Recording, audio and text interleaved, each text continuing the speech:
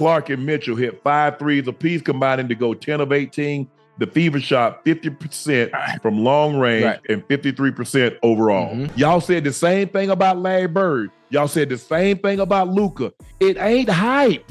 They can legitimately play. She can play. Yeah. She would call it. So can Angel Reese. She had 28 tonight. She had 31. She had 31 the other night, huh? Did you hear about Caitlin Clark breaking the Fever's franchise record? Some folks are calling it just hype, but Shannon Sharpe isn't having any of that nonsense. Let's dive into why Sharpe's going all grumpy-trumpy on Clark's haters. Before we move on, I'd like to ask you a small favor. If you appreciate this content, please take a second to like this video and subscribe to the channel. Over 98% of you watch the videos without subscribing. It costs you nothing, but it makes a huge difference to us. So, did you click the subscribe button? Great, thank you so much. Now, back to the video. Move over Stone Age thinking. There's a new era in town, and Caitlin Clark is its poster child. But here's the million-dollar question. If a player breaks records faster than Trump breaks promises, but some still refuse to see her talent, is it really about her skills, or something else entirely? Well, folks, it looks like Clark's answering that question with a resounding slam dunk. In her latest game, she didn't just play. She rewrote the Indiana Fever's franchise record books. Clark dropped a cool 28 points, proving she's got more game than Trump has excuses for his legal troubles. But wait, there's more. The Fever as a whole were hotter than a MAGA rally in July, shooting 50% from beyond the arc and 53% overall. It's like they were playing NBA Jam in real life, and Clark was definitely on fire. Now you might be thinking, sure, but can she do it consistently? Shannon Sharpe's got something to say about that. He pointed out that Clark's not just a one-hit wonder. She's been putting up numbers that would make even the most hardcore stat nerds drool. She had 28 tonight. She had 31 the other night. She's getting a better feel for the game, Sharpe said. It's almost like she's a professional athlete or something. There's a lot of women that was on ESPN that had a lot to say earlier about this. They gone quiet now. Y'all had a lot to say early. And if you think I'm talking to you, I am. Make no mistake about it. I'm talking to you. You know who you are. Man, she was coming up the picks, let the threes go. Yeah. Enrique come down, let one go. Yeah. She said, wow. She said, I'm tired right now. Hey, Kelsey, take that one. Kelsey hit that left hand on him. Wow. But the real kicker, this win put the Fever over $500 for the first time in 5 years. That's longer than Trump's been out of office, and probably longer than he's gone without tweeting something controversial. Talk about breaking a losing streak. Now let's address the elephant in the room, or should I say the Larry Bird in the room. Some folks are comparing Clark to basketball legends, and not just because of her skin color. Sharpe's not pulling any punches here. He's challenging everyone to look past their biases and see Clark for what she really is, a baller. Plain and simple. Y'all still think she the great white hype? Sharpe asked. It ain't hype. She can play. Ouch. That's gotta sting more than Trump's spray tan in the rain. It's like Sharpe's holding up a mirror to all the haters, and the reflection ain't pretty. But here's the real tea. Clark's success isn't just about her. It's about changing the game for women's basketball as a whole. She's not just breaking records. She's breaking down barriers. And if you can't see that, well, you might need to get your eyes checked. Or maybe your brain. Just saying. While Clark's breaking barriers, some critics are breaking their own records for silence. What's got these former players quieter than Melania at a spelling bee? The answer might just change how you view women's basketball forever. Shannon Sharpe isn't pulling any punches when it comes to Caitlin Clark's critics. He's calling out those former players who used to dismiss Clark's talent, but are now as silent as Trump at a fax convention. It's like they've suddenly lost their voices. Or maybe they're just choking on their own words. But here's the kicker. While some are zipping their lips, others are making noise in a different way. Take Satu Sabali, for instance. She's got mixed feelings about the Clark mania sweeping the nation. Obviously, it's annoying because there were way too many Caitlin fans in our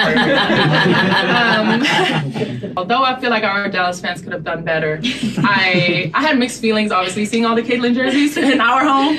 But, it just kudos because it's amazing to see so many people in women's basketball jerseys. It's amazing to see the excitement and the joy that comes out of that. But it's an amazing sign for women's basketball, and it's just great how far we've come, and it's just fun. Sabali said it was annoying to see so many Clark jerseys at their home game, but hold your horses before you start booing. She also admitted it's a good sign for women's basketball. It's like when your annoying little sibling suddenly becomes cool. You're happy for them, but also a little jealous. Now let's talk money, honey. Nancy Lieberman is out here dropping truth bombs about the financial opportunities Clark's success could bring to female athletes. She's suggesting that Clark's impact could lead to multi-million-dollar contracts, the kind that make even Trump's small loan of $1 million look like pocket change. We're talking Tiger Woods and Michael Jordan level deals here, folks. Who knew dribbling a ball could be worth more than a Trump Tower penthouse? But here's the real tea. This isn't just about Clark. It's about changing the game for all of women's basketball. Sharpe's out here preaching like it's Sunday morning, telling us to recognize and celebrate this positive change. It's like women's basketball is having its own little revolution, and Clark is leading the charge with a basketball instead of a pitchfork. So what's the moral of this story?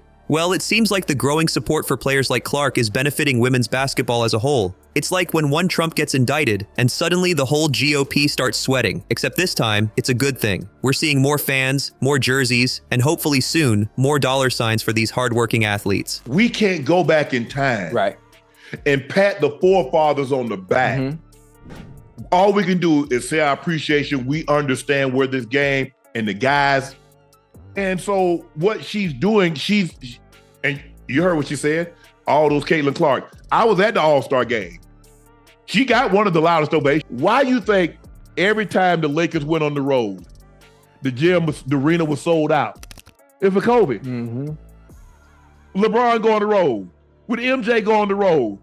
But let's not forget, this change didn't happen overnight. It's been a long time coming, kind of like Trump's tax returns. These women have been putting in the work day in and day out, dealing with critics and naysayers. And now finally, they're getting the recognition they deserve. It's enough to make you want to stand up and cheer, or at least put down your phone and actually watch a game. Just when you thought the game was all net, some folks decided to play dirty off the court. What made Shannon Sharpe angrier than Trump at a fact-checking convention? The answer might make you rethink everything you know about sportsmanship and online behavior. Turns out being a rising star in women's basketball isn't all confetti and champagne showers. Caitlin Clark's success has stirred up a hornet's nest of haters, and boy, are they buzzing louder than a MAGA rally on Free Hat Day. But it's not just Clark feeling the sting. Her opponents are catching heat too. Take Diamond DeShields, for instance. After a controversial play involving Clark, she found herself on the receiving end of some seriously nasty stuff. We're talking racist threats that would make even Trump's Twitter feed look tame.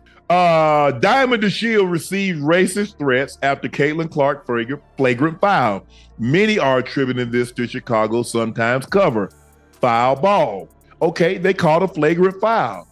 Okay, just because it was a flagrant foul, it doesn't in turn give you the right to send racist and threats. You know how people are, huh?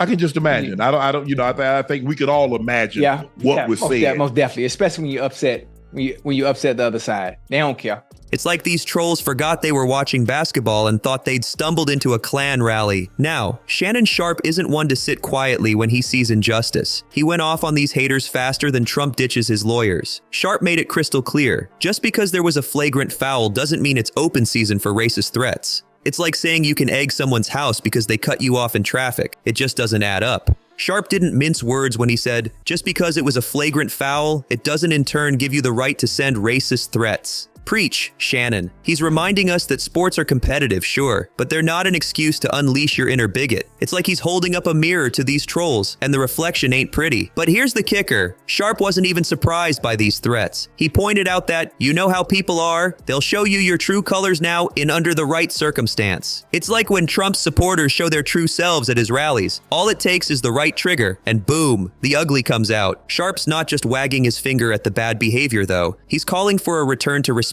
in sports. It's like he's the strict but fair gym teacher we all needed in high school. He's saying, hey, you can play hard, but leave the personal attacks at home. Maybe we should send him to moderate the next presidential debate. Now, let's be real for a second. This whole mess isn't just about Clark or DeShields. It's about the state of sports, fandom, and heck, our society as a whole. When did we decide it was okay to threaten someone over a game? It's like we've collectively lost our marbles, and Sharpe's trying to help us find them again. But here's the silver lining. All this drama is shining a spotlight on women's basketball like never before. Clark's success isn't just changing the game on the court, it's changing the conversation off it too. She's got people talking about women's sports in a way that would make the suffragettes proud. It's like she's dunking on sexism and racism all at once. So, what's the takeaway from all this? Well, it seems like the only record Clark's critics will be setting is for the world's longest sulk. Meanwhile, she's out there breaking actual records and inspiring a whole new generation of ballers. It's enough to make you want to stand up and cheer, or at least tweet something nice for a change.